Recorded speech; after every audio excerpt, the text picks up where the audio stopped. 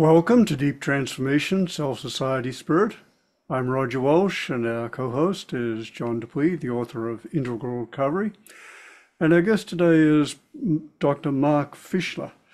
Mark is a professor of criminal justice at Plymouth State University. He's formerly been a public defender with special attention to defending the poor, and he's an expert on constitutional law. And particularly valuable from our perspective is that he brings a big picture, integral perspective to the law, able to look at it and through multiple lenses and bring a balanced, multi-dimensional approach to our understanding of the great legal issues of our time. And we certainly have plenty of legal issues right now. And I think we want to cover at least three main themes today. One is the decline of democracy around the world and the legal challenges to it. Second is an integral, big picture understanding of the Supreme Court and its current incarnation and political stance. And third is what are being called the trials of the century, at least in this country, where a former president is being prosecuted on multiple charges, and the implications for that for our justice system, even our constitution, perhaps even our democracy. So, Mark, welcome. Thank you so much for being back. You're one of the very few people we've had on twice, and of course, it's a delight to see you and have you. So, thanks so much for being with us. It's an honor to be back with you two greats, and it's just great to talk about these important things. Although, these are scary times, Yes. and so it's important to try to make sense of them as best we can, and hopefully maybe gain some insight on how to make the world a little bit of a better place in the process. Indeed, indeed. Yeah, I just want to say it's really great to be with you again, Mark. We've all three of us have been in the kind of the integral unfolding. I call it the integral Cosa Nostra for quite a few years now, Yeah. and I just feel really connected to both of you and intellectually, and hopefully we can. We don't have a lot of pre-planning here. We have a basic kind of structure we want to talk about, but we hopefully the logos kicks in and we will go with the flow, and Yeah. that's how we do it. So here we are, and in space time and historic times, we're at a time of which is the trial of the century. There's a lot of stuff that's going on with the Trump trial. The Trump trial concerning the hush money. There's a lot of Trump trials going on, but this one specifically, and they're getting ready to do the summations and finish next week. And it has been a dramatic, crazy journey. And we have a hostile Russia has invaded Ukraine. We have our relationships with China that have changed. We have a bloody conflict going on in Israel. We have this struggle that seems between two parts, red and blue in America. And of course, we'll talk about there's more than just that going on developmentally, but seems to have our country divided like at no time that I can remember. And I'm a child of the 60s. We were really divided, but it's worse now. And we have politicians that just milk that and throw as much fuel on the fire as they can, because that's the only thing they know how to do, and that's how they get their power. So let's just launch into that, and with God's help, we'll come through some things here. Yeah, yeah. I mean, just something that spontaneously hit me, John, as you were talking. I was just thinking about the hush money trial, and I'll explain some of those pieces. But that there are actual politicians on the right that have gone to kind of show their support and and to support President Trump in this time, and kind of question the process and question whether this is all political, as the former president is facing four different issues, four different cases, with like a total of like 91 charges somewhere in there. And this is the first that's actually gone to trial, probably the only one at this point, at least before the election, that's going to trial. But what a scene to see people like J.D. Vance, U.S. Senator, I believe from Ohio, showing up amongst many others. And so it's, when because it's a really serious question, right? Is this, you can't disengage the politics from the fact that a former president is being charged with a series of crimes, and we can get into those. But at the same time, there's also the question of the rule of law and in whether any human being is above the rule of law. And so we have this kind of juxtaposition, and it's not the first time, but I think we had the Nixon Yes. piece with Watergate, and then we have Nixon versus Fitzgerald, and the question of what Nixon could face as a former president, and then we had some of the stuff with Bill Clinton in the late '90s and early 2000 or 2000 really, that dealt with a land deal in Arkansas that turned into a sexual affair that he had with an intern, and then lying about that, and where we could go with that. And an interesting part of that is that Brett Kavanaugh was one of the folks that worked with the lead counsel and working on that case, and now he sits on the Supreme Court and has to decide, and was quite, I think, provocative in saying that Clinton needed to be held to account, and now he's got to make decisions on whether a president has immunity in these situations. So I could break some of this stuff down, but I know it's been said many times, but it's isn't it a Chinese curse to live in interesting times? Absolutely. Hey, and I wanted to say something. You brought up the Watergate, and one of the differences is where Nixon resigned because of tapping and all the stuff he was doing. It was actually ethical Republicans that got him to resign. They said, no, this is not, it wasn't the Democrats. It were powerful Republicans in the Senate and the House that went to him and said, hey, this is unacceptable. You got to go. And he did. It's a different landscape now. It's a different time in history. Can you imagine anybody in the Senate or Congress opposing and Trump and his people, his cult? And I don't use that term cult lightly. I was in a cult, I mentioned before, when I was a young man in my teens and early 20s. So I know what a cult is, and I've developed what I call cultdar. I can sense it, when these types of things, and it's exactly what's going on now.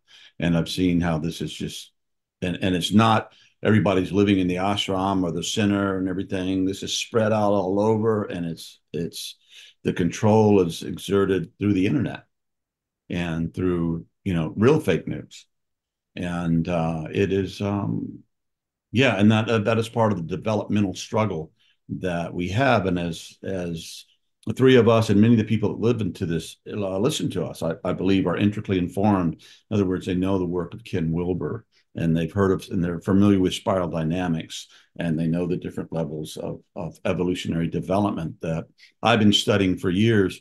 Not in that I've been reading the literature over and over again. I've done some of that, but it's been watching people and watching history and watching and talking and listening to people where I live to see that these memes of values are very true.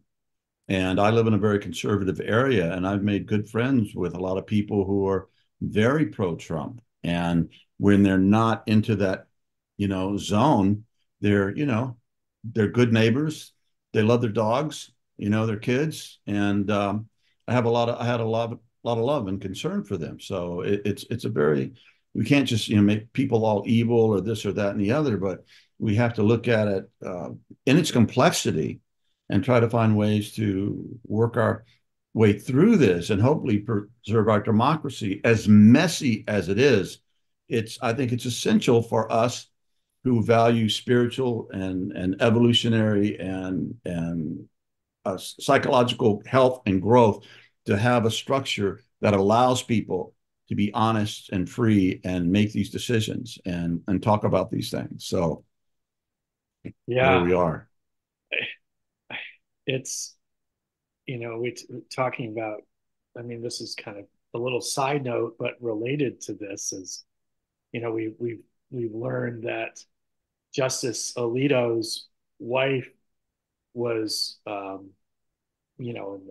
whether it was him or not, but it allegedly his wife hung the American flag upside down in response to some neighbors sharing, anti-Trump signs on their lawn, and the sign upside down at that time meant, usually it means like in emergency or something, but it meant stop the steal, and so you have Justice Alito's wife basically buying in to that, and then you have Justice Thomas's wife, um, who actually like aided and tried to encourage Mark Meadows, the White House chief of staff, for you know to do things to stop the election from, or the process of the transition of power to be going through. January 6th stuff. Yeah.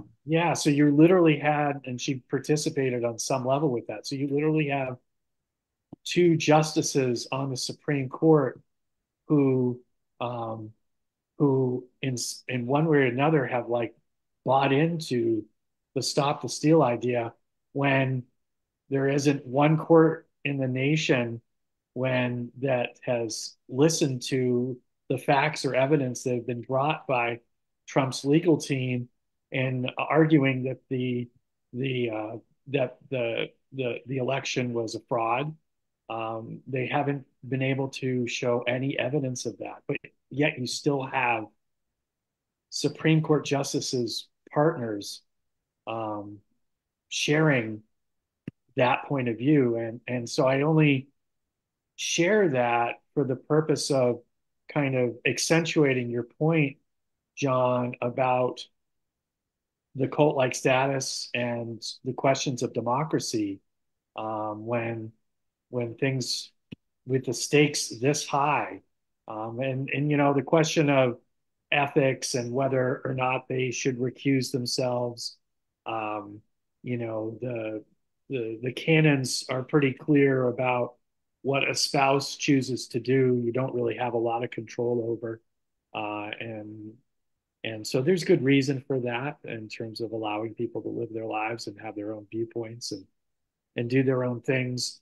But But there's been more than that, Mark. There's been yeah, taking money and taking yacht cruises and receiving all these other things that are just like, just so unethical. And I wanted to ask, are there any things that are built into the Constitution to say how we can police, or how do we hold Supreme Court justices accountable for their misbehavior? yeah. Well, not really only impeachment is the most direct in form of accountability, and really you can do that for a lot of reasons, and we just haven't used that as a vehicle. The Supreme Court has adopted some ethical rules recently, and they hadn't done that in the past, whereas all the other federal courts had strict legal rules, and certainly all state courts have that. I'm become friends with a New Hampshire Supreme Court justice, and we talked about going out to lunch, or I said I would take her out to lunch, and she corrected me about the fact that it would have to be her taking me out to lunch, and to follow, and would have to write up all of that stuff, and things like that. So, Mark, certainly is yeah, yeah, I just wanted to ask you before we get too far along, is the impeachment process for a Supreme Court justice the same as for the president? It has yeah, to go through the Congress and then the Senate votes on it. Same that's one? right. Yes. Okay. Yeah.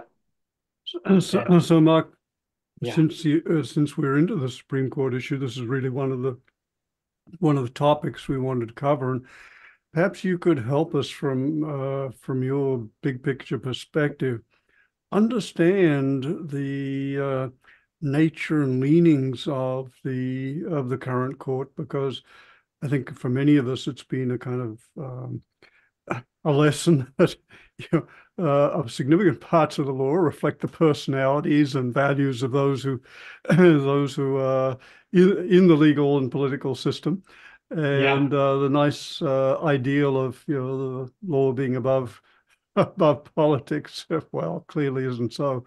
But right. could you illuminate this? Maybe give us a context for understanding what the Yeah. Supreme Court and its choices.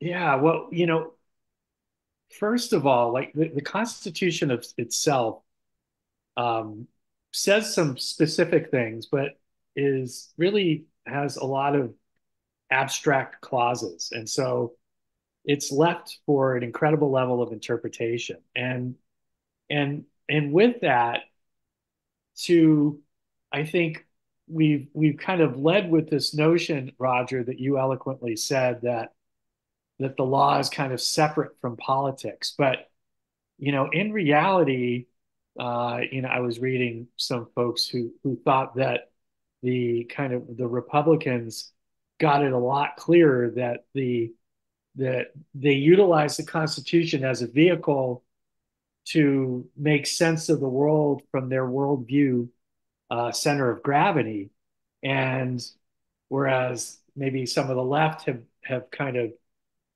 done it, with the idea, at least recently, that we're going to follow these rules, and if the decision comes this way, but in reality, because it's so interpretive, Yeah. there's this political piece. And so, if you look at it, it's interesting. I was reading Linda Greenhouse, who is a Supreme Court commentator, a long time for the New York Times, and she had a piece last year about, boy, if you looked at the court in 2005 when Chief Justice Roberts took the place of Chief Justice Rehnquist, and thought about where the Supreme Court was then.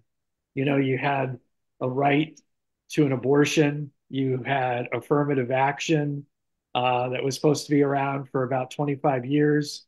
You had an administrative state with powers to do.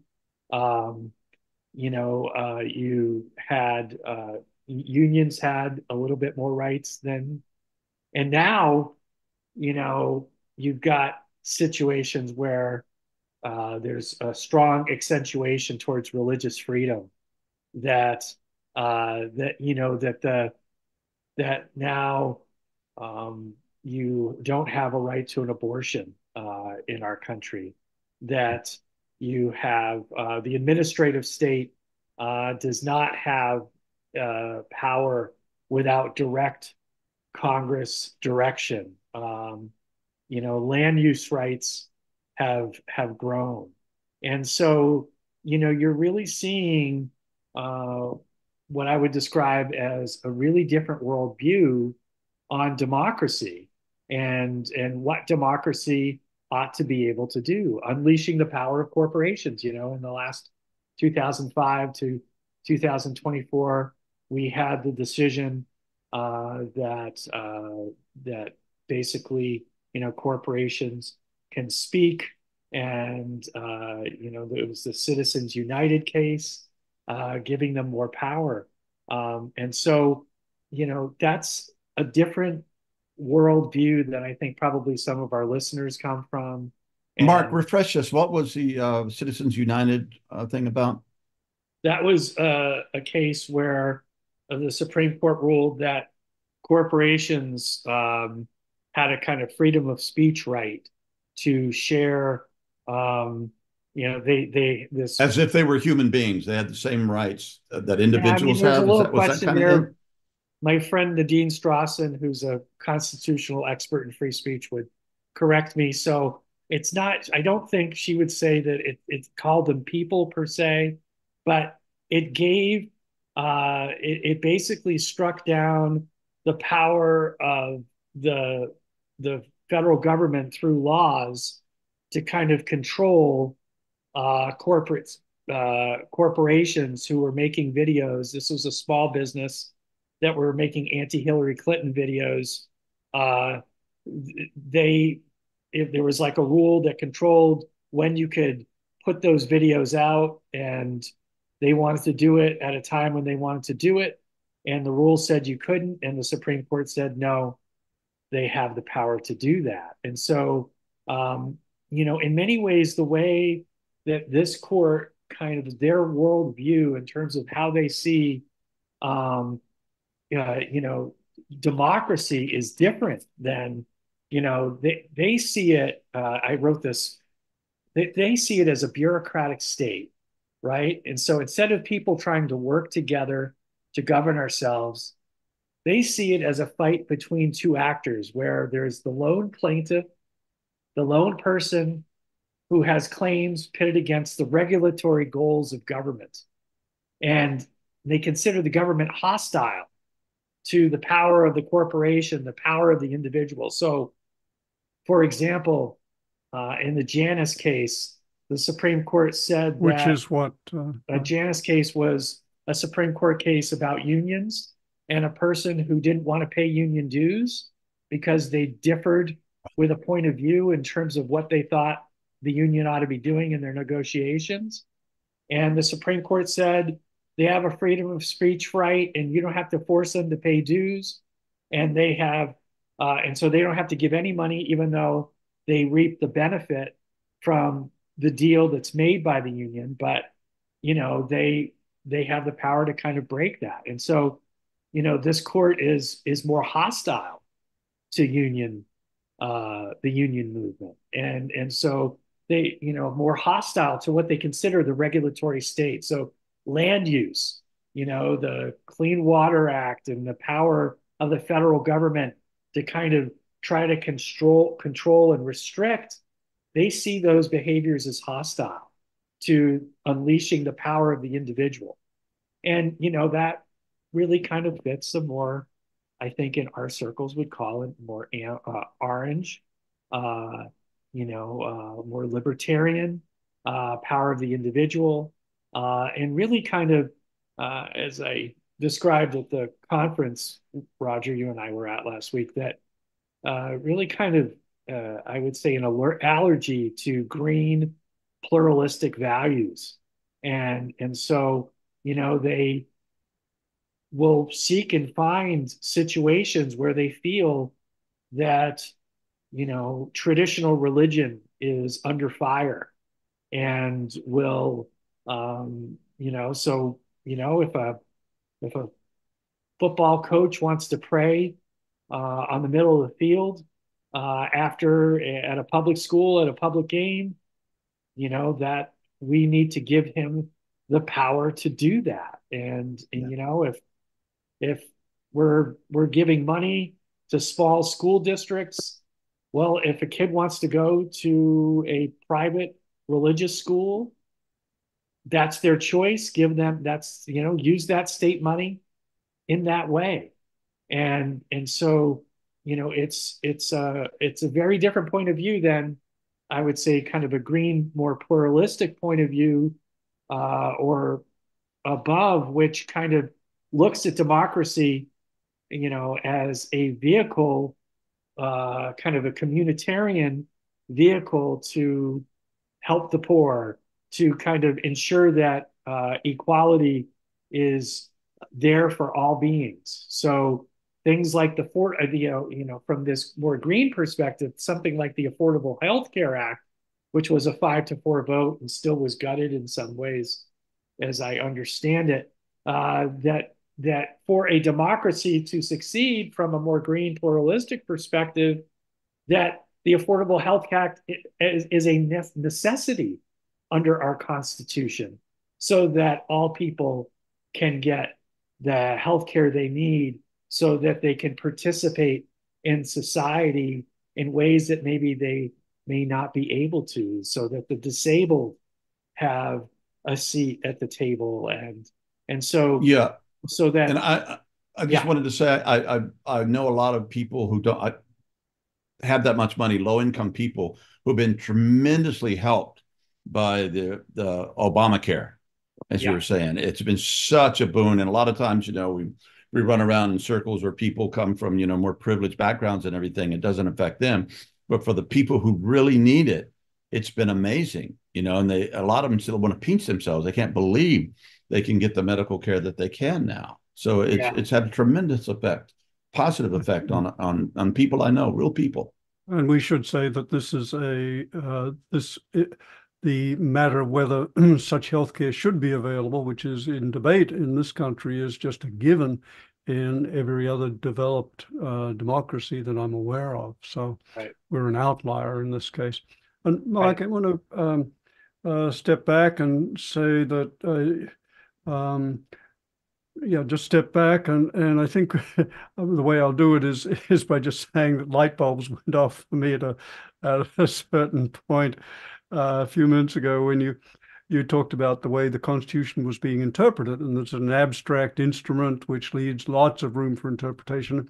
I think you just up-leveled me from a very concrete, literal way of thinking to a more what's called construct-aware recognition that our ideas are constructs we create as our beliefs.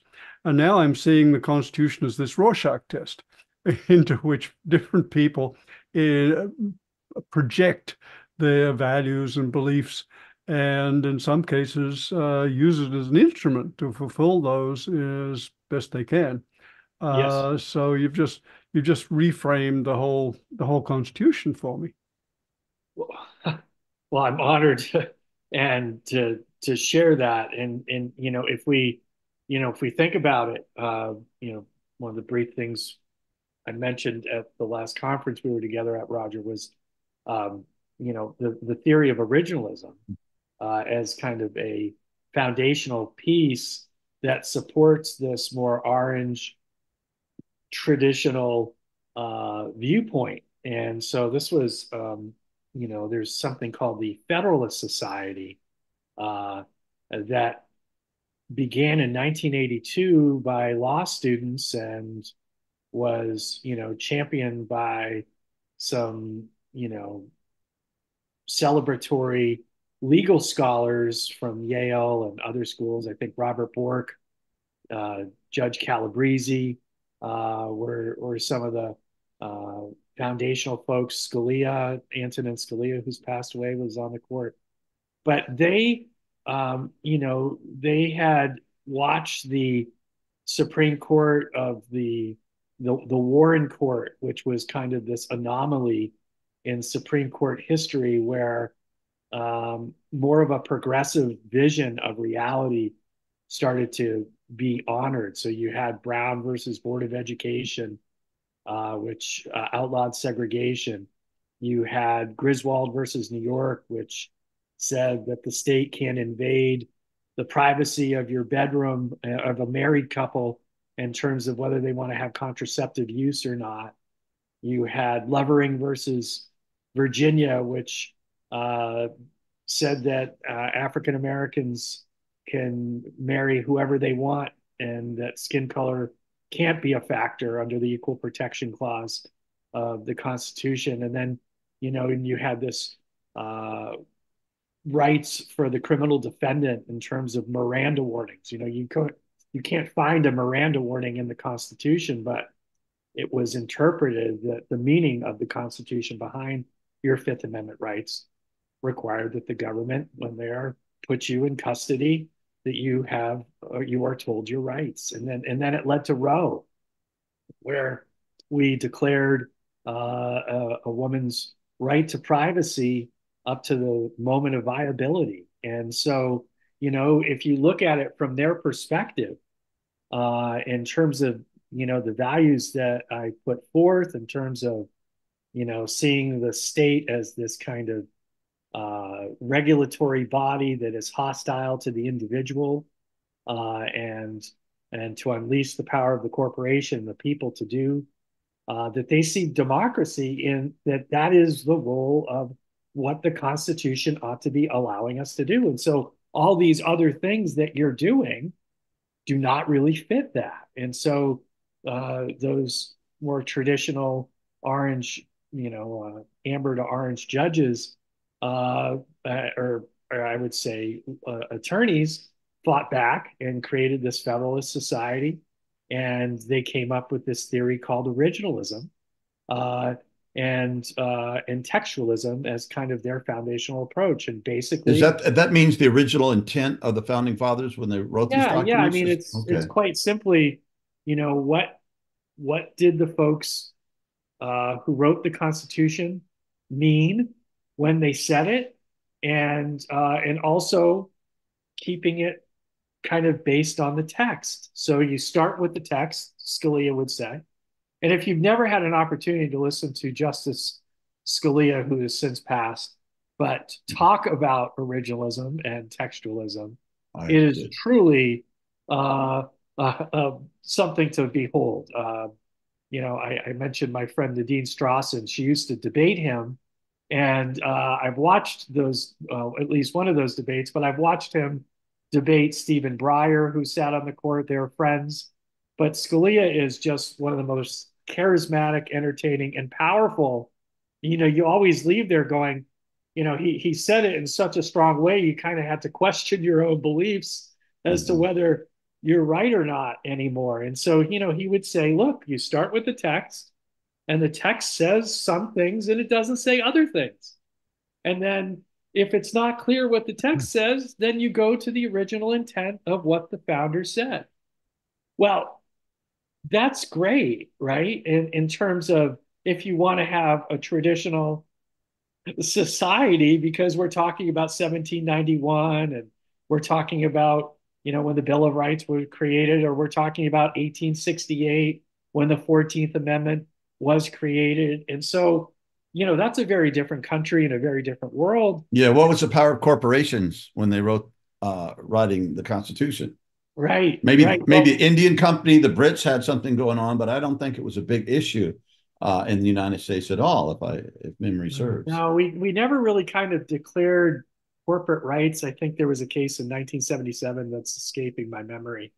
Um, but so Scalia says, originalism is kind of where it's at. And so what you had and so you take us to 1985, I believe, or 86, somewhere in there. Robert Bork, who was another charismatic conservative judge and professor at Yale. He was a professor of Alina Kagan at Yale Law School, I believe, who's on the Supreme Court. And he goes up to become a Supreme Court justice. And he, he, at that, up to that point in history, it was a pretty not a difficult process. You just kind of, you put up who you wanted, and most everybody went along with it. Well, Justice Bork, or Judge Bork, he gets up there and he starts arguing his originalism philosophy. And he's very straightforward, he's very honest, and he says very clearly that there is no right to abortion under the Constitution. That because under a textualist approach, the 14th Amendment doesn't say anything about, Right. a woman's right to privacy. And so therefore it's knocked out. And furthermore, from an originalist perspective, we already had laws that were against abortion in many states. So, he's saying it's not like the state can't do it, but don't tell me it's a constitutional right. Well, because it became such a contentious issue in our country in the 70s after 72, the Democrats were like, they just said, we can't let someone on the Supreme Court who is anti-Roe. And so Bork got canned. They called it getting borked. And so there started the culture wars on the Supreme Court. He Where wasn't a Supreme Court justice, if I recall, but he was No, for becoming one because of this, right? Is that he wasn't a Supreme Court judge. He had been a judge at another level for some time, but he was also, I think, at the time he might have been a professor. Maybe he was a judge then. I don't remember exactly, but they do call him Judge Bork. But he wasn't on the Supreme Court. He was nominated to go onto the Supreme Court by Ronald Reagan. And, no one questioned the guy's intellectual power and understanding of the Constitution. It was a question of whether, the Democrats said, we're not going to put a guy on the Supreme Court that is anti-Roe. And so they knocked him out. And from there forward, the Republicans and the Federalist Society would kind of, test you to see if, you followed the kind of more conservative principles. But it was also, everybody kind of learned that you had to say what you had to say to get through the Supreme Court. Nobody could be straight honest anymore. And so, all the justices, say very abstract, simple things. Like when Chief Justice Roberts was nominated to be Chief Justice, he said, all I do is call balls and strikes.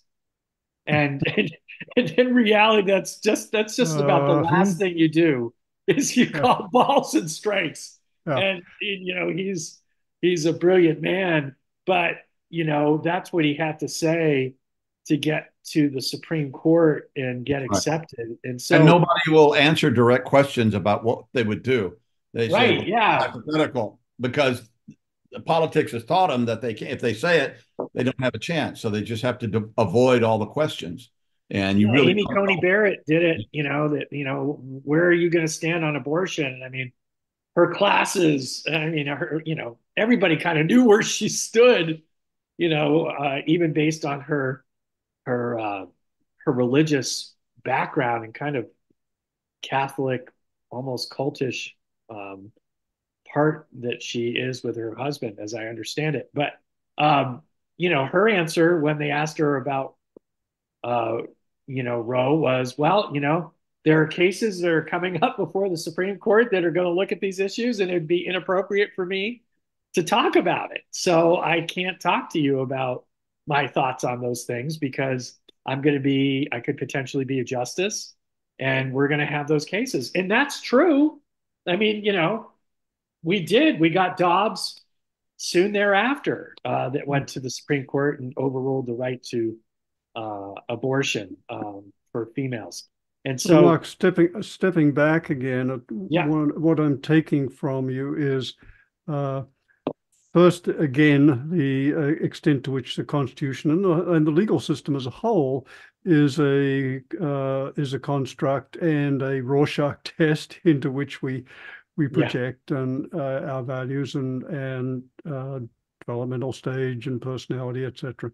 But also I'm also taking from what you're saying that this interpretation is very selective.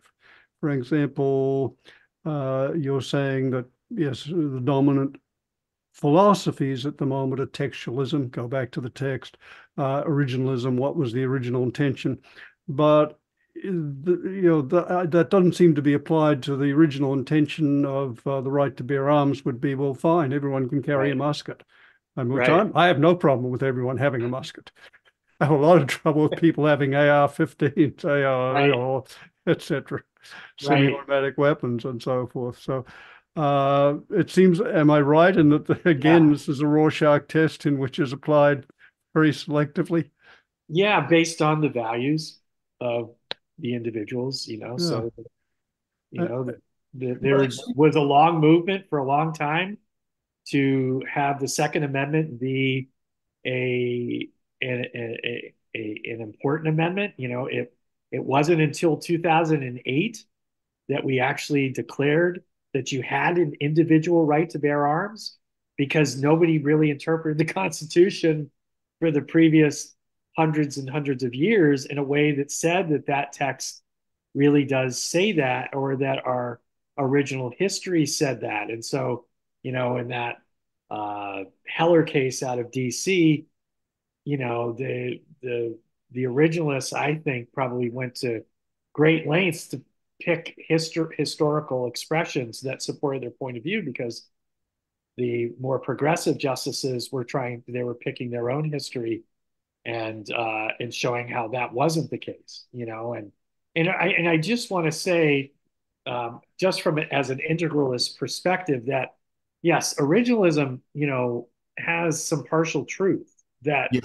is Yes. important, and textualism, is important. That you do need to ground your ideas in what the text says, and that it is important to look back to see what things were intended. But the Constitution wasn't totally built to just do that, and so just as an example, the Eighth Amendment doesn't say, it says excessive bail shall not be required or excessive fines imposed, nor cruel and unusual punishment inflicted. And it doesn't say, as we understand that in 1791, Yes. right? That added sentence, it doesn't say that. Yeah. And so if they wanted us to interpret things as it was in 1791, they would have added that. And we just have countless examples. Where we have the Ninth Amendment, where Madison, wrote this amendment that basically says that there are rights that aren't expressed in this Constitution, and please don't believe or don't take it just because we enumerated some rights that there aren't others that Yeah. I think that are there. I'm sorry. Go ahead, Mark. Yeah.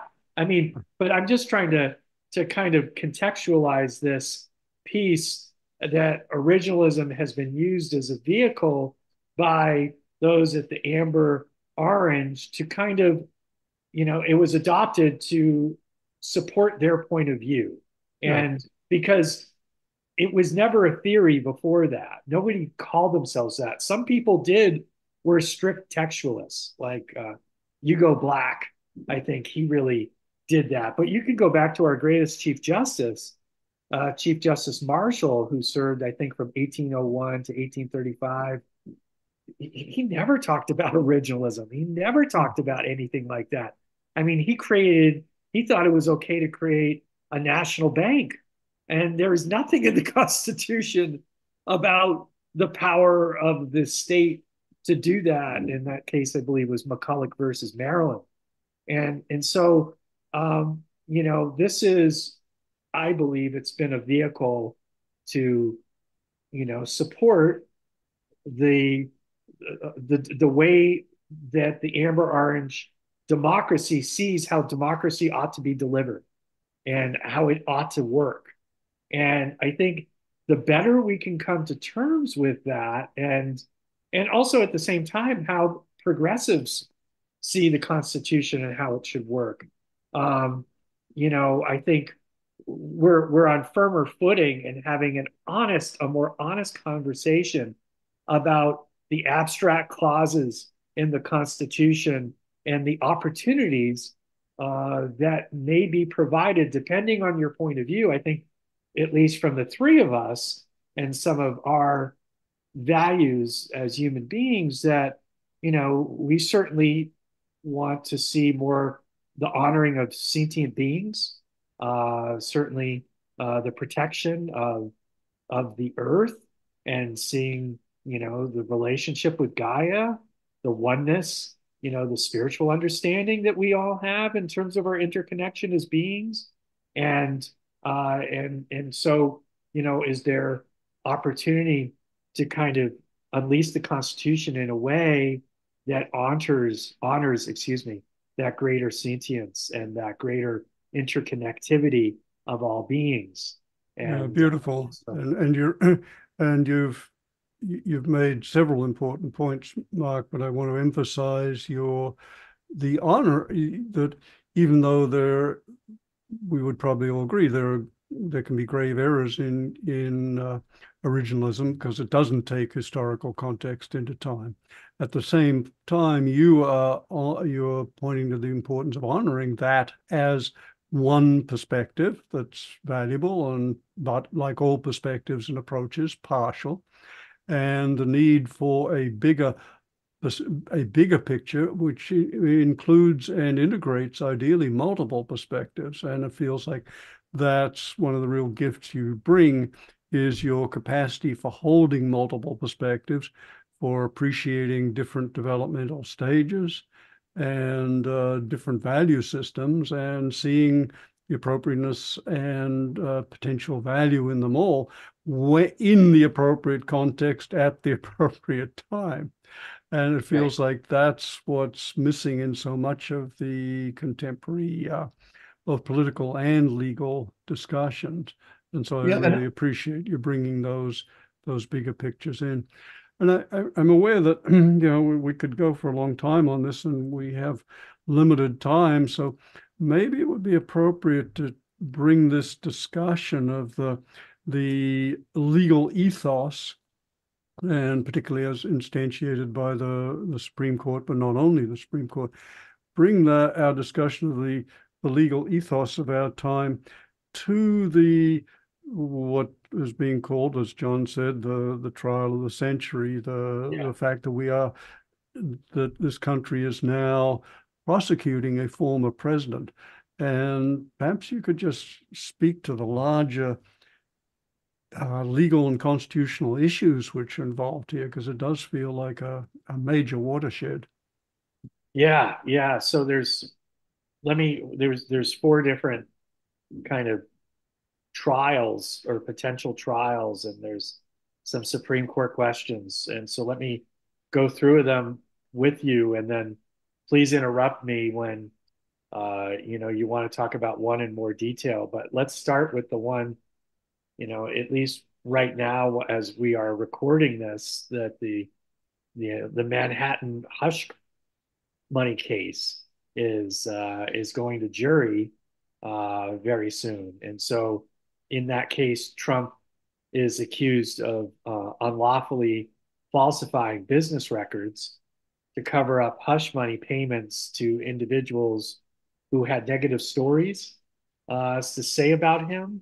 And these included, a negative story with a Playboy or a Playmate.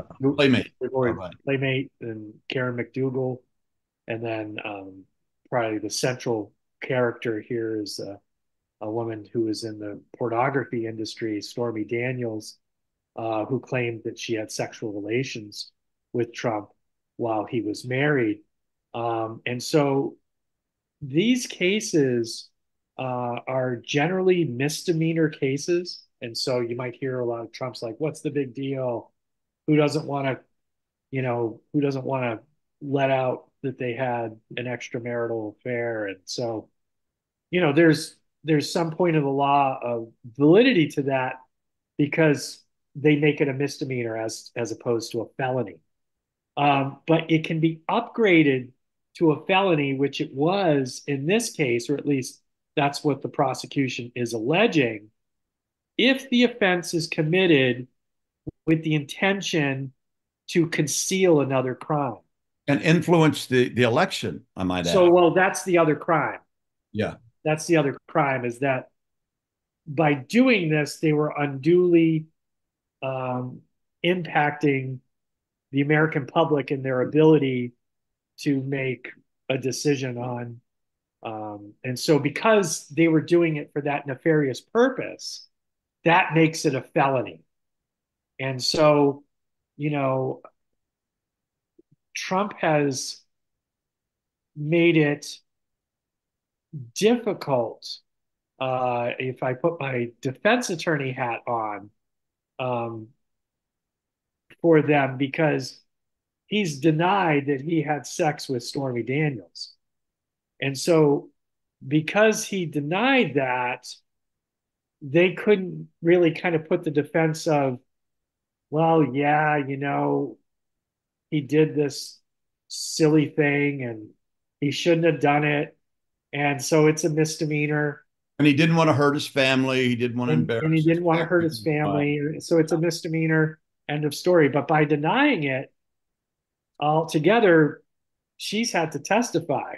And she's gone into great details about the whole affair and their contact and relations and all of that. And so, but that makes it more difficult because of his denial. It makes it more difficult to argue that felony part, which he could argue, John, which you instinctually went, was that, look, I did it for my family. I didn't do it because of the election. I did it for my family. And so, I think the state, they rested. I think they feel like they have a strong case. I don't know. I didn't pay attention to the daily trial, to be honest with you. I think the evidence, it's overwhelming that he was doing this. The motivation was to influence the election so he could win. That was why they wanted to do it. Yeah. It wasn't a thing because it might hurt my wife. And you have him saying it. They have emails, they have correspondence, they have multiple witnesses, they got the paper trail. It's pretty overwhelming, not only that it was done, but the reason it was done. So, I mean, So we have that. And so, yeah. but they will certainly argue that it wasn't for that reason. And Michael Cohen was the last person who testified for the prosecution, and he was on for 4 days. And I'm sure, I guess they felt like they had to put him on, but they put him on last because, he could cut both ways as someone who's been in a few trials in the past. You generally put your strongest witnesses on first. So, Mark, stepping back again, yeah. What's at stake here in terms of everything from our legal system to our democracy to the Constitution in terms of prosecuting a former president and the implications for re-election? Yeah. Well, I mean, a number of people, I think Donald Trump has been pretty clear on this, that he, part of running for president is to kind of be able to do away with this stuff if he wins. To pardon himself. At least the ones that are federal. He can't do it with the state ones like this. Does that bring up any constitutional issues if you win the presidency and you start pardoning all your crimes? Well, about original intent, maybe? Do you think that's what they were trying to do? It would certainly be unprecedented of someone pardoning themselves. But if he wins the election, I mean, the way, I haven't gone to the other cases, but I don't think any of the other cases are going to go to trial before the election. And so maybe Georgia, but I doubt, I don't know. I'm not clear that that's going to happen. And so, but the question of, can someone pardon themselves? I think yes. I think they're probably, it doesn't say you can't. It doesn't say who you can pardon. So, but I do want to, John, just be clear that he can't pardon himself in state cases. It's only right. It has to be federal cases that, so the Georgia case and this New York state case, he wouldn't be able to do that. But there's just something morally and ethically incredibly wrong about becoming president so that you can pardon yourself and all your co-conspirators. It just doesn't seem right. Well, I mean, I think your instincts are right. I think, our tendency from, the perspectives that the three of us take and many of our listeners, your listeners take, is we generally try to universalize our principles. And we try to take into account, the Kantian categorical imperative notion of, what if everybody in the world does what I'm about to do? And also taking into account the intrinsic worth of others. And, the way that President Trump generally operates is from a completely selfish orientation, of completely kind of just circles himself in terms of what ought to be done and why. And so, I represented a fair number of individuals where I would ask them, why they did what they did. And they would say, because I wanted to, and, because I kind of do with what I want to do. And, um, and, and, in some of these cases that we're looking at, in certainly the classified documents case, where Trump was told over and over, "Don't, you got to take this back," and he still thinks they're mine. Like this is what I want. I took what I want. I take what I want when I want, and you have no say over that. And is incredulous to that. So going back to Roger's big question about democracy. Greetings, everyone. This is John Dupuy, and I'm here speaking on the behalf of the Deep Transformation Podcast and our team and my co-host, Dr. Roger Walsh. If you're listening to this, you've probably been moved and inspired by the content, and it's certainly been a miraculous alchemical journey for Roger and myself and those who have been following us. So what I'd like to ask you to do, if you feel so guided, Spirit says, think, do this, or an angel with a flaming sword comes up, says, do this. Anyway, any of those things, if you'd like to help and donate on this page, it could be a one-time gift or it could be an ongoing monthly, however you feel best guided. But let me tell you what it'll be used for. We've done this podcast thus far out of pocket. Okay. Roger and I have paid for it. We feel it's been very, very successful, and it's important what's going on here. And we would use your donation to improve the quality. I don't know if we can improve the quality of the conversation, because basically in God's hands, and it's been going very well. It's been really extraordinary if you've watched the podcast. But we would use it for that, and chiefly to market this and get it out to a larger audience, because we think it's worthwhile, and we think it has a part, ever so small, in this vastly changing, very interesting time in human history and the history of our planet. So if you can help, if you feel so guided, we would really deeply appreciate it. God bless and thank you. Democracy really only works based on what I can tell. And, I love to be wrong, but democracy really only functions properly when there's a foundational rule of law. Yeah. When there's basic understanding collectively of how we're supposed to behave, and that we follow that. I think back to Socrates and the dialogue Crito, where Crito, his friend, tries to convince Socrates to leave Athens because he was given an unjust verdict, and Socrates, and his brilliance, for one, said, I won't do an eye for an eye just because they were unjust. I won't do an injustice. But also, he took it in the last part. He took it into the idea of, well, what would the laws of Athens say if I took off after an official verdict by the city, even though I think it's the wrong verdict, even though I think it might have been unjust and I might have been picked on, et cetera. But what would the city of Athens say if this guy who benefited his whole career, got to live off the welfare of the city of Athens, got to argue and debate the people and do what he wanted to do, live this whole life, and suddenly now, I'm going to run, I'm going to take off and break those rules of the city? I will not do that. I will take the punishment. And he'd rather die than leave Athens. They were right. Under that cloud, he wouldn't do that. And Dr. King did, who was Socrates, one of King's heroes was Socrates.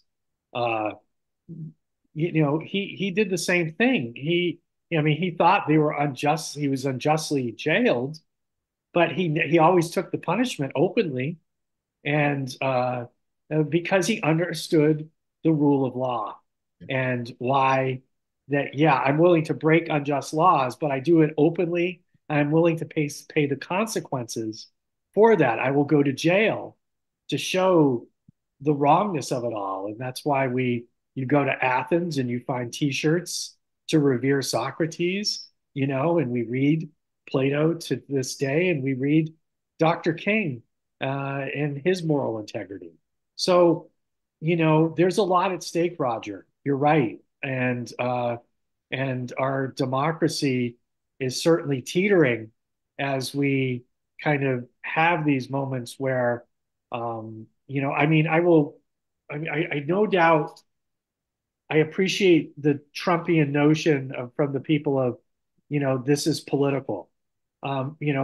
There's always some, even when prosecutors are either federal prosecutors are appointed by the president as U.S. attorneys, and the political party in power is the people that get appointed, or you run for political office as the prosecutor for your community. And so, I think they're right to say there is some politics involved, but I'm not convinced that that's the main reason why these folks have brought these charges forth. I think that, there are some very good Republicans, especially in the state of Georgia, who are supporting the charges in the state of Georgia because they felt offended uh, based on the way that Trump tried to manipulate them to alter the election in Georgia. I'm thinking of Brad Raffensperger, the Secretary of State from Georgia. But I haven't gone through all the cases, but I do think there's a lot at stake. And I do feel like, we certainly can't reach integral meta-modern perspectives or justice systems without the foundation of the rule of law as an effective vehicle to build, to transcend and include off of. And so I'm deeply worried, Roger and John. Yeah, well, one of the things that I think that an integral perspective, more than just having multiple perspectives, is being able to look at the traditional worldview and bring forward the good stuff.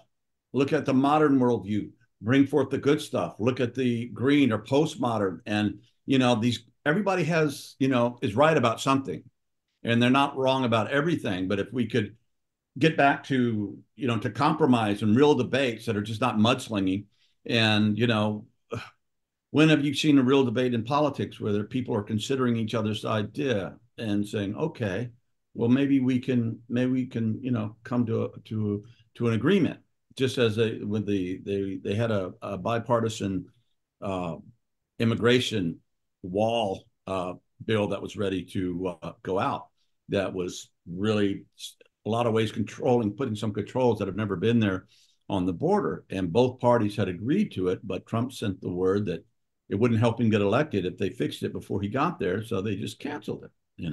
So there's and conservatism, the way I see it, and my heart of hearts, is to me, conserve what's good, bring forward the good things the founding fathers gave us, and the good things that we've learned in this experiment in democracy, which is totally necessary. And progressives are, well, let's fix what's broken. So there's absolutely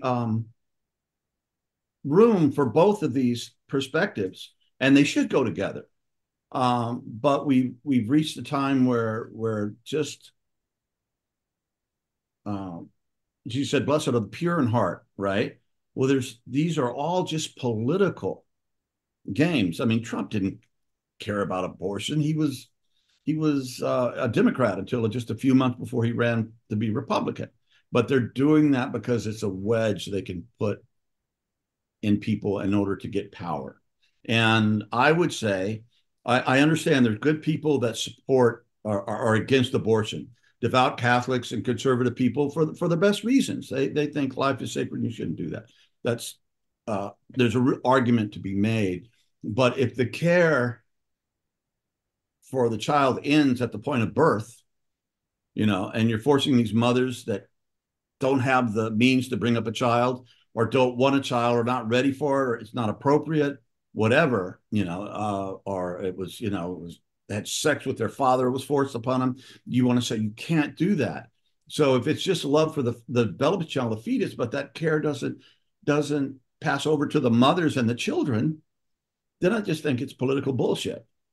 If that's where your love and care ends at birth, then I don't think that's sincere. I think it's just sectarian, religious fanaticism and political chicanery. So, Yeah. anyway. Well, there are a lot of, I think, folks that are pro-life um, that would argue similar to you, John, and that do believe there should be care beyond the birth of the child and care for the child, and don't look at it as a political wedge. The unfortunate part is that we just have this. I think in some ways the Roe decision created this kind of us versus them situation. We didn't have a pro-life movement until Roe. We didn't have all of this where everybody got demarcated into one side or the other. And so we lost the ability to have a sincere conversation about where some other countries have done that, about postnatal care, Of course.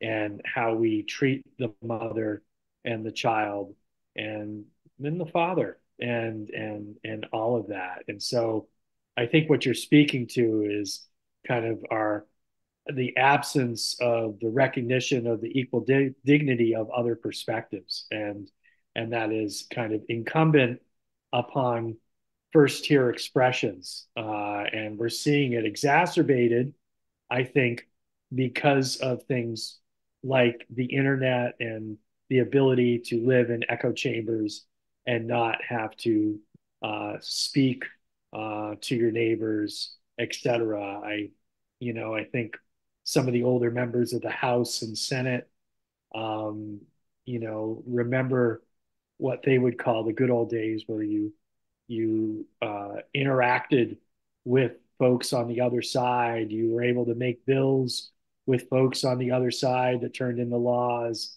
You really had, a genuine process. I think of people like Ed Kennedy and Orrin Hatch, two really diametrically different orientations, but I think they might have done something with education at one point that came together. I think about Tip O'Neill, who was Speaker of the House, having a great relationship with President Reagan, and O'Neill was a hardcore Irish Boston Democrat, and so uh, we are suffering as a people because of our inability to enter into the dialectic and see the reasoning and appreciate the other person's perspective. And and frankly, gentlemen, this requires inner work.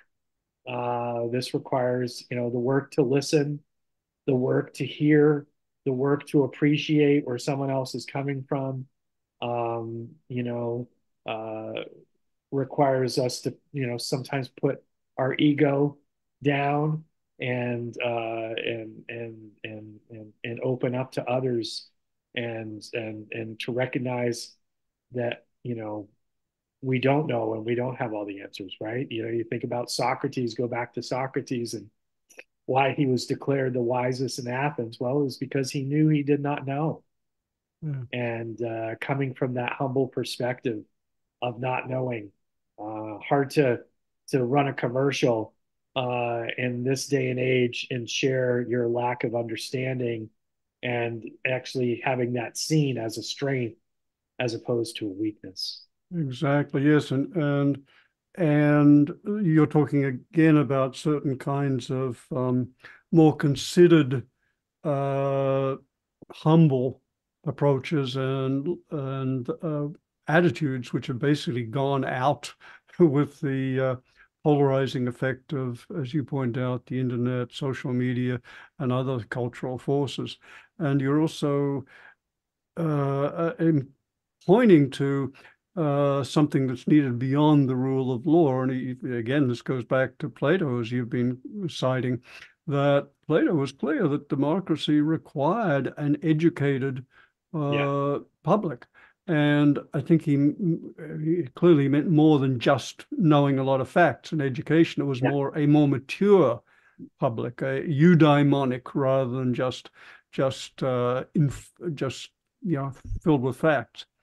Um, I let's see, we're in the honoring the time constraints here. I'd like to step back again and come up with a really extend our conversation and its implications into the really big picture of planetary scope, which is not only is our democracy at risk, but a lot of democracies at risk. And the metrics which track democratization have actually been in retreat for several years. And the idea of the much touted with the fall of the Berlin Wall of, quotes, the end of history, democracy is won, the struggle between competing viewpoints is over. No.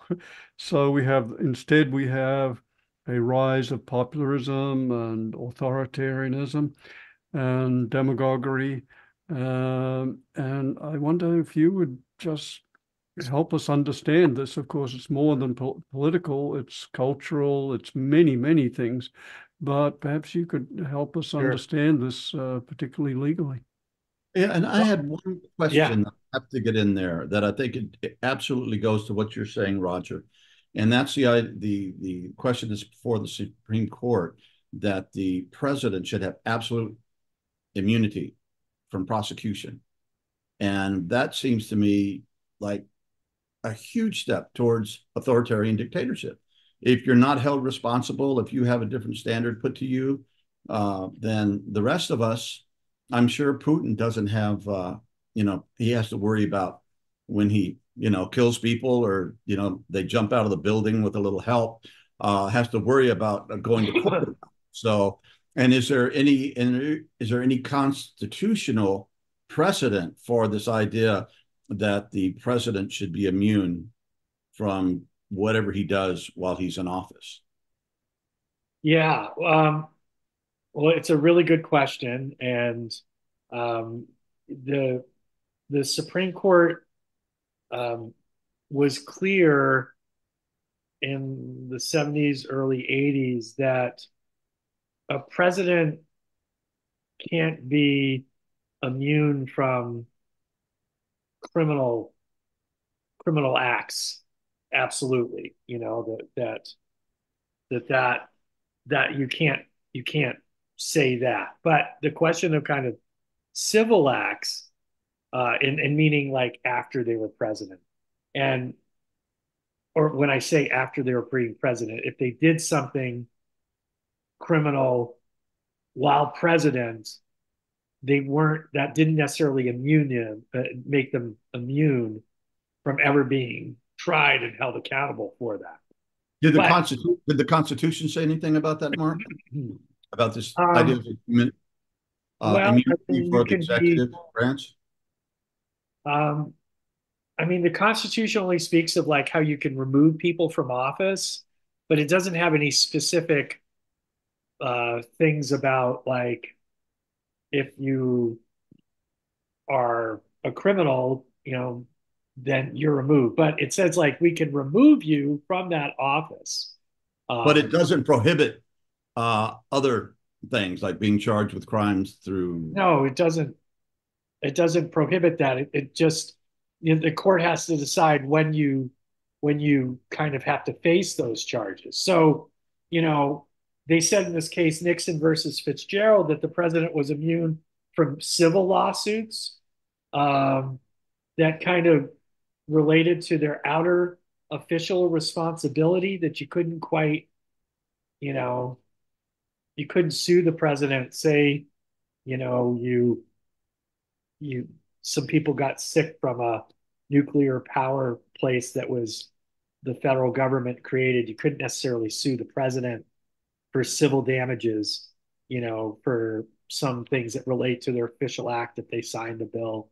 And that emerged in the 70s, not in the Constitution, but we're talking about the, Yeah. I'm law. just giving an example of what that just came to me that might, say that. But the question before the court right now is, I don't think the court is saying that the president is absolutely immune, at least the way I read the arguments or what the justices were saying.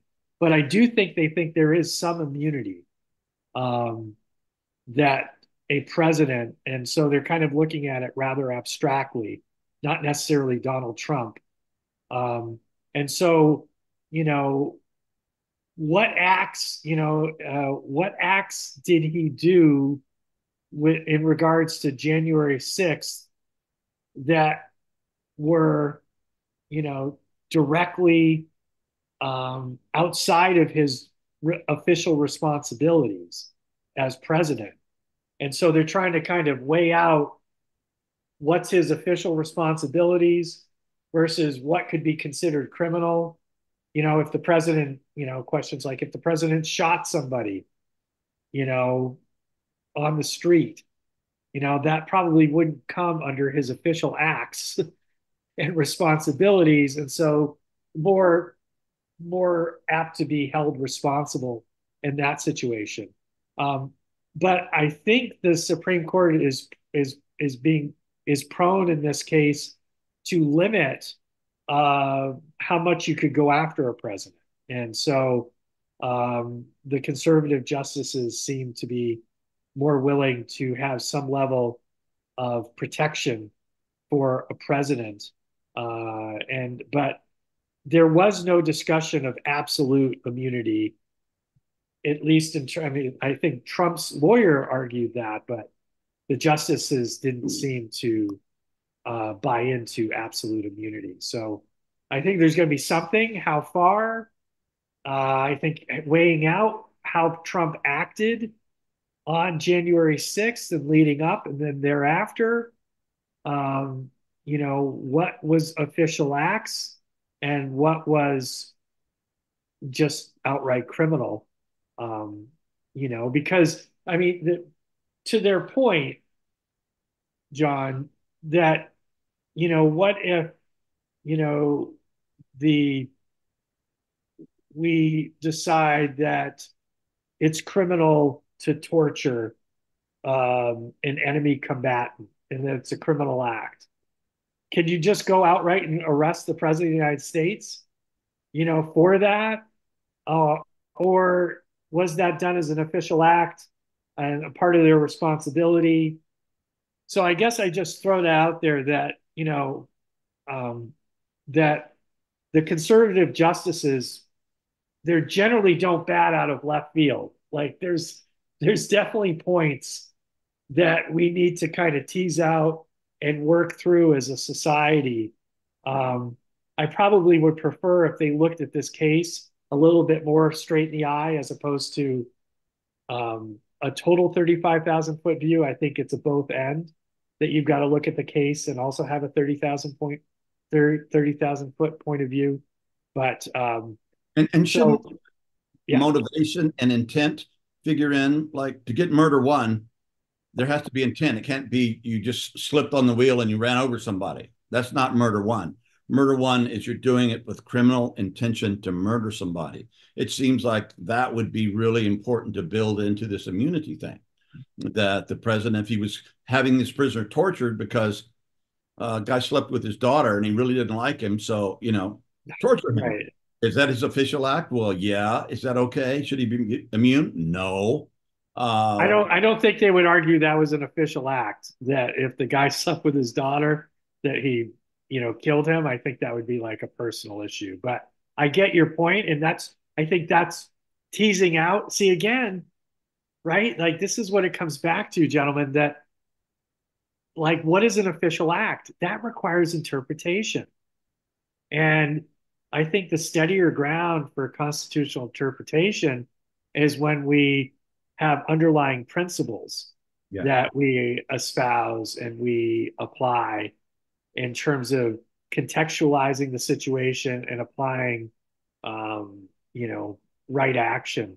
But when we can do that, but things like official acts, that's interpretive, and that's where I think we have the Achilles heel with folks that just espouse things like originalism, that everything's interpretive. and we've got to have some underlying principles um, that And are a strong behind. judiciary, right? Can throw out the frivolous stuff, Yeah, and say, no, no, there's a president. He was trying to do his job. Yeah, there were some things, unintended consequences, but basically the man was trying, or the woman was trying to do her job, right? And yeah. then, that's the shield. That's one branch of government protecting the other in a way that's ethical and righteous, if you will. I mean, I think from the Trump perspective, he's going to argue, or he has argued, that I believe that the election was a false election, and I was doing my official job of trying to ensure that justice was secured and that we didn't uh, bring a president into power that shouldn't be, because there was injustice. And I mean, the counter argument is that there were no facts that add up that support that you went to court a number of times, and all of those allegations were considered frivolous or didn't add up enough to make any kind of difference. And there was no cases that went forward that honored your point of view. So factually, you're not standing on solid ground when you make that argument. But I think that's his argument. Yeah. And I think there's a lot of evidence that would indicate he knew better. He just didn't want to admit that he was Yeah. defeated. That's his personality. But we want to get back to Roger's big question, right? Right. And I'm sorry. That's the last thing I had to get in there that I really yeah, wanted to hear what your opinions on this, because I think it's yeah. important.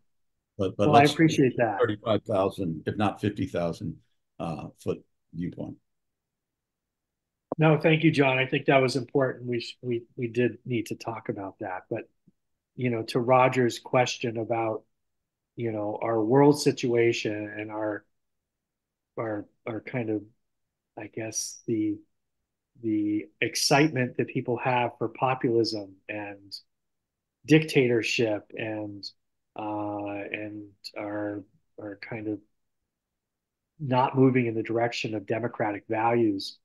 And when we talk about democratic values, I think it's important to reaffirm what they're about, because they are about, at its foundation, the equal dignity of all beings. That, we had Baker versus Carr, which the Supreme Court said one person, one vote. And they're saying that everybody's got a say, when they made that decision. And so democracy is the process where the people can come together collectively and feel that they have the power to, make change in their system, to elect who they want, to participate, to be participants in democracy. I live in New England. I live in New Hampshire, and we still have town meeting, and we still have, where the school board has their meeting where we vote on the school budget and we vote on the town budget, and people speak and yell sometimes, but other times applaud, and there's a process where everybody feels like they got heard, and then we all vote on what happens. And So, so Mark, a key question here would be, how is this subverted? How is this? Okay, you've given a beautiful example of yeah, democracy. So, but the key, but somehow there are flaws, or there isn't sufficient container here, and it's clear in ways we didn't fully appreciate. At least I didn't fully appreciate that democracy can be subverted more easily than I had assumed. And the yeah. legal system can be subverted and converted in ways with greater ease than I had assumed. How does that happen? Well, when you have um, it happens when democracy isn't the foundational purpose for how a principled value for how we operate. When the real purpose is an ideology, a philosophic point of view, a charismatic individual, then if that's the focus, than over the process, right? So democracy is a process. And so if I value an ideology or a charismatic person over that, and that's a value, then I'm going to find ways to subvert it. And so you saw, um, you see that in the United States where, Trump wants to appoint people that meet his ideology to do the things that he wants to do, that he doesn't want to have the difficulties, the guardrails, I think have, as they've said, will come off in a second term because the guardrails were about protecting the process of democracy and the various roles and responsibilities that individuals have within the democracy, the administrative state, the attorney general's office, the independent nature of the way that these systems are supposed to operate. Trump, at least using our own example, wants to take those off and make it about that these democratic, these so-called democratic elected systems are really now going to be in place to serve my interests and my values and my approach. And so when we start to question the process of democracy, like he's going right at it to say that democracy wasn't done correctly. And then also I have a different ideology that is being stopped by democracy. And so you add those two together, people start to say, well, you know what? Democracy isn't so good because it doesn't support the ideology of the person that I believe in and doesn't support their ability to unleash society or the power of society in a way that I believe. So, that's when people, turn their backs is when they have an ideology that they want to have that doesn't fit within the rules and confines of the system that was created. And so you'll see that around the world. Yeah, this is depressing me, Mark, because you're making me realize that the subversion of democracy, and I'm not, as John said earlier, it's not a perfect political system by any means, but as Churchill said, it's the best of the worst. Yeah. But what you're making me realize is that this subversion of democratic values and universal values, etc., can be done both for malignant purposes, as egocentrism, it's, for example, but also out of what, from my perspective, would be misplaced idealism, and that is much more disconcerting.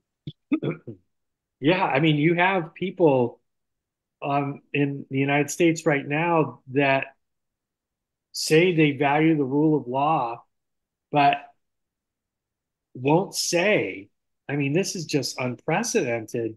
Not, I mean, until Trump, but won't say that they will honor the election unless Donald Trump is elected. Yes. And this is, I think it's Tim Scott from South Carolina, who ran for president for a while in a way as an alternative to Donald Trump, is completely espousing these principles. And you really can't, it's hard pressed to be a part of the Republican Party and not be ostracized unless you say that. And basically, you're saying, I will undermine democracy in this instance. Because it's just so absurd. I was looking at stuff today, like and reading about the stuff with Trump. Is that the only states that somehow were frauds in their election were the ones he lost, and in all the other states somehow they did it right, and that Yeah, he That's won. a coincidence. I mean, what a coincidence, right? And then, but we can't have an honest conversation with with folks like that. So you have someone like Mitt Romney, who was the 2012 nominee for president, who's basically ostracized in the Republican Party. pretty friendless. Also retiring, you know, And yeah, and that's what most of the people do now is they can't, those that have resisted um, have have fallen out and dropped out because it's too painful and too probably lonely you and know, probably feel like you're ineffective to get anything done. I and what you can't speak said. for Mitt Romney, but I think that I imagine that that's what some of those folks feel. No, I really appreciate him and what he said. I don't agree with everything he did, but I have respect for him and his that he is, stood up. But what you're saying about these people are saying that they won't accept the whatever happens in the elections, no matter if it's not their guy. Well, that's pushing us toward dictatorship and or civil war, you Yeah. know. And there was a book, and I think it was written in 1935 or published in 35, called "It Can't Happen Here."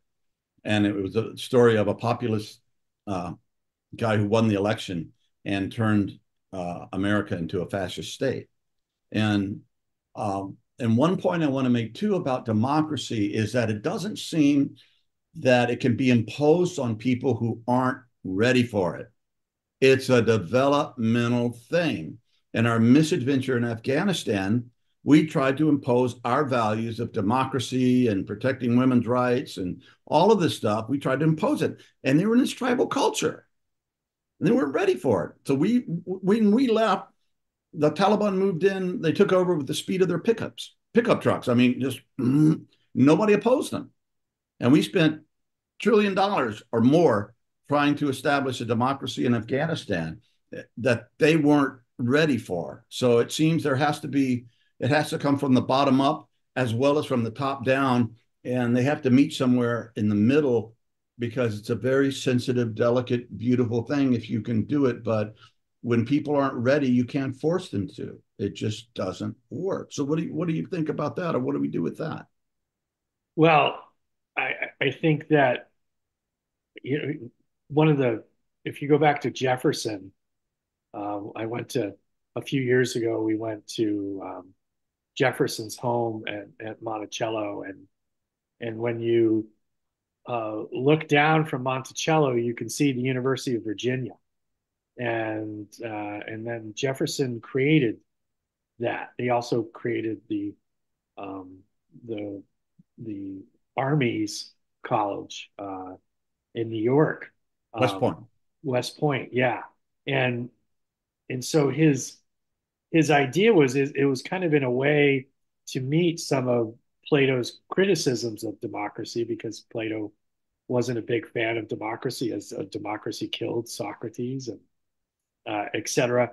But the answer was you had to have an educational citizenry and and to make a democracy. So in essence, when you talk about an educated citizenry, we're talking about people moving through levels of development to the point where they have an appreciation for the equal dignity of their brothers and sisters, and that each of us has individual rights and responsibilities, and in relation to the self and community. And so, Jefferson saw that and recognized that we have to have a seriously educated public that to participate. And so you know, when we have now, with the advent of the internet, we don't have shared news sources anymore. It's not the Walter Cronkite or Tom Brokaw, Peter Jennings, Dan Rather, news where you kind of had this kinds of consistent, coherent way, whether left or right, that we kind of saw things. Now, if I talk to my students, which I do, you don't get a consistent idea or a consistent vision of where they're getting their news or if they're even choosing to get their news. And, in having honest conversations with my students, they also question about the educational system that they were brought up in terms of developing an appreciation for democracy and the responsibilities that come along with that. So Civics 101, you know. yeah, in developing a civic responsibility, other, Corey Devos is on our show, Integral Justice Warrior, has, brought up the idea of kind of like, as a way to kind of break down the polarization of having everybody after high school do 1 year of service in the United States in some kind of capacity, where folks from different uh, political points of view and stages of development are kind of brought together Absolutely. and given the insights and understanding about why democracy matters, at least, and why working together and being exposed to a multicultural, pluralistic society that we live is of benefit as opposed to a problem. So I see education as a foundational issue and in terms of relating to development. And I think we need to have a more honest and open conversation about what we educate people on, how we educate, and ensuring that all beings are a part of that process of education.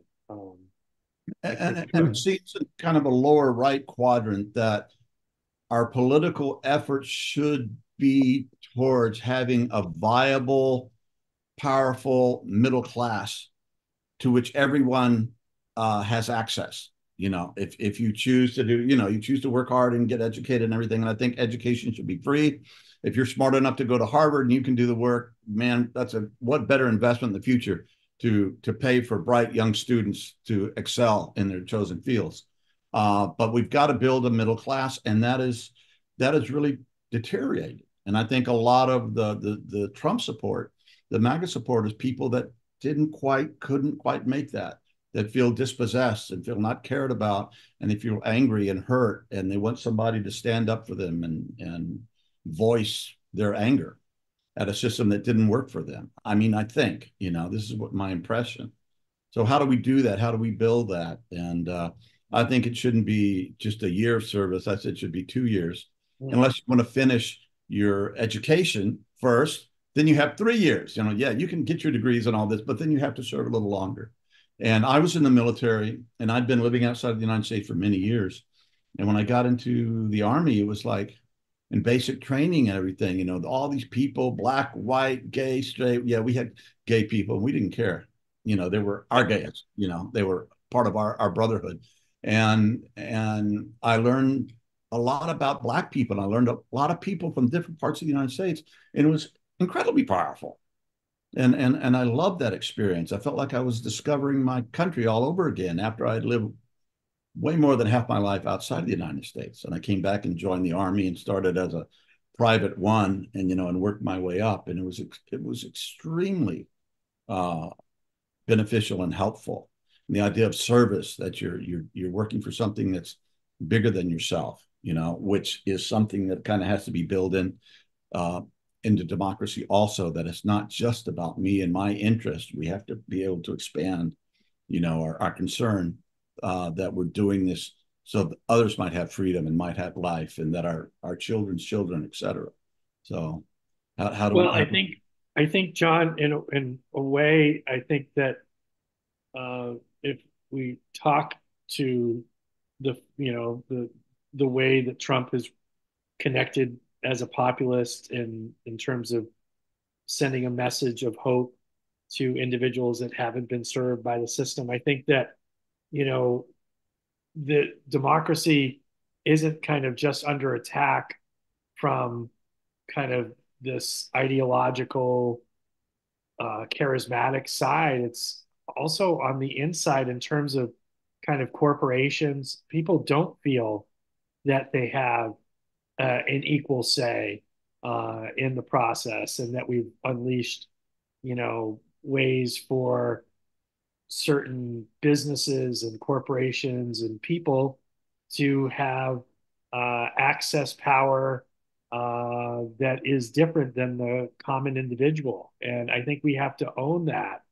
as a society and take a hard look of self-reflection, kind of an internal look at, what is working and what isn't, in terms of our own democracy, because they have a point.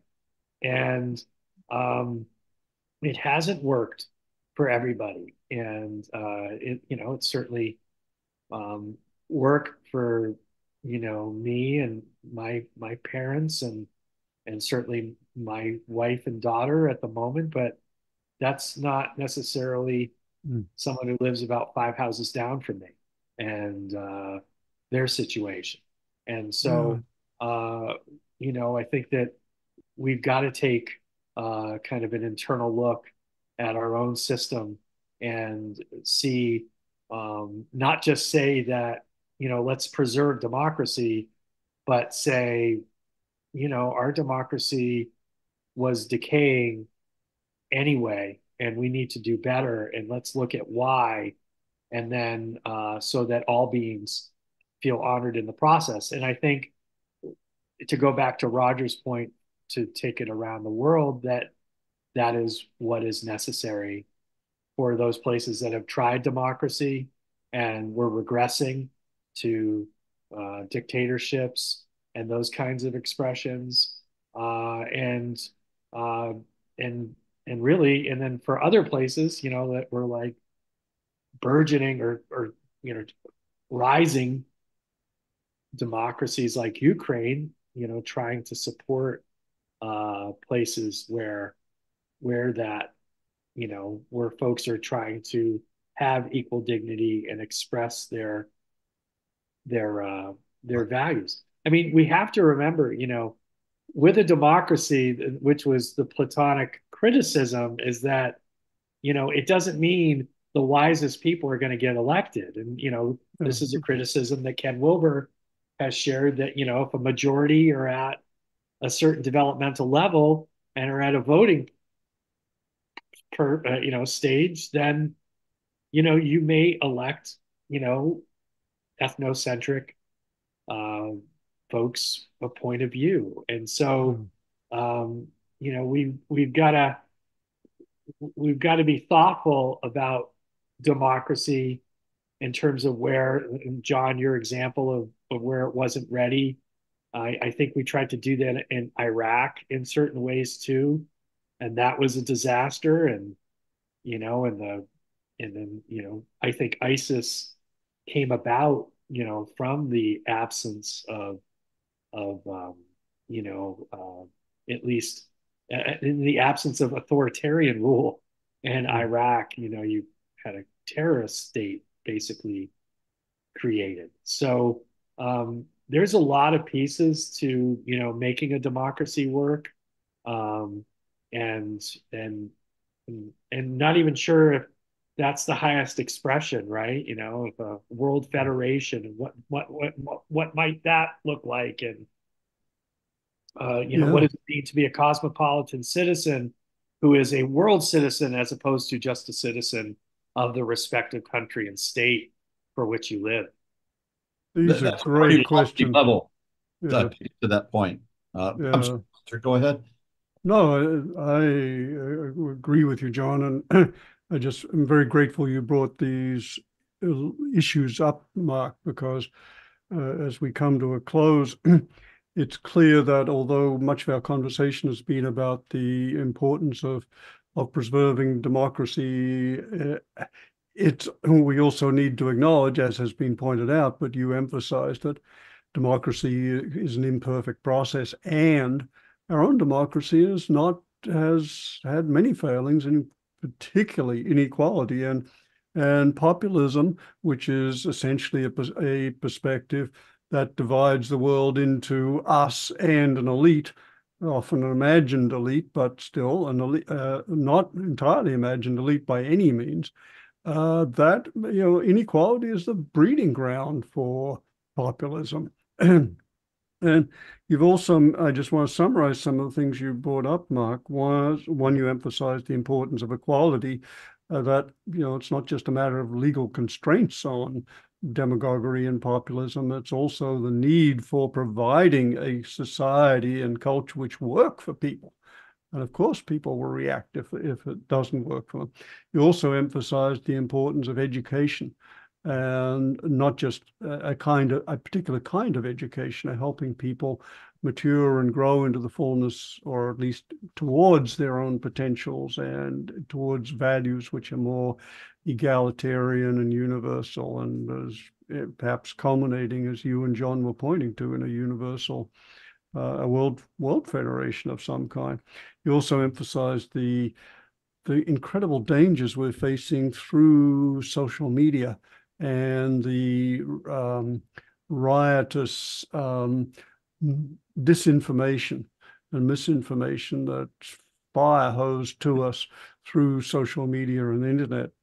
And you talked about one of the things I took away from what you're saying and all this, so much depends on our intention. Is our intention a larger one of the well-being of all, of the service of all creatures, or is it about me and mine, or even a larger picture about my way of thinking and enforcing that on people? So there's so much in what you said, so I wanted to emphasize that. As we come to a close, Mark, is there anything you'd like to add? Yeah, and anything that gives you hope.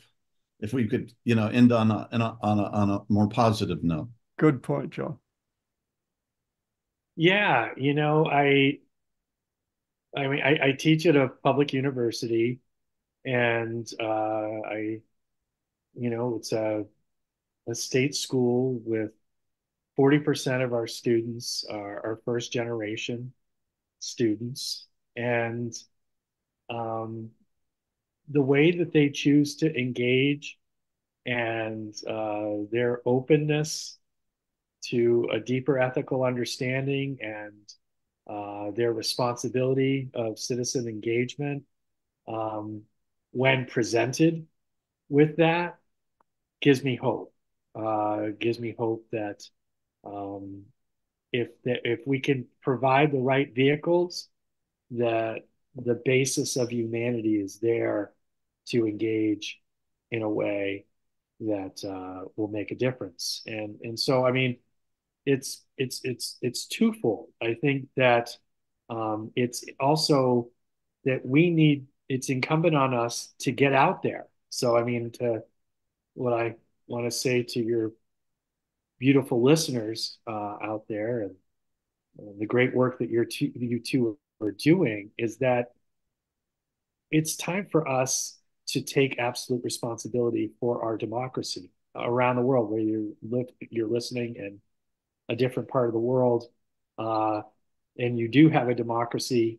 You need to be engaged. You need to be involved, and we need your wisdom and voice at the table. And if you're not in a democratic place, then find your brothers and sisters and support them that are trying to build to honor the equal dignity of all beings. And so, I think so. I have hope from my students, and I also know I have, and when I say that to others, that includes me, that I am responsible here. I need to be directly engaged with my town, my state, my country, and the world. And so, I let's get after it, I would say. And if some of these things that I'm talking about are of interest to folks, please, I'd encourage you all to check out my show with Corey Devos on Integral Life, which we're going to get back going, which is on usually once a month, and we talk about these That's issues. Integral Justice Warrior, and I too will Yes. put in a plug for it. It's a great education. You two have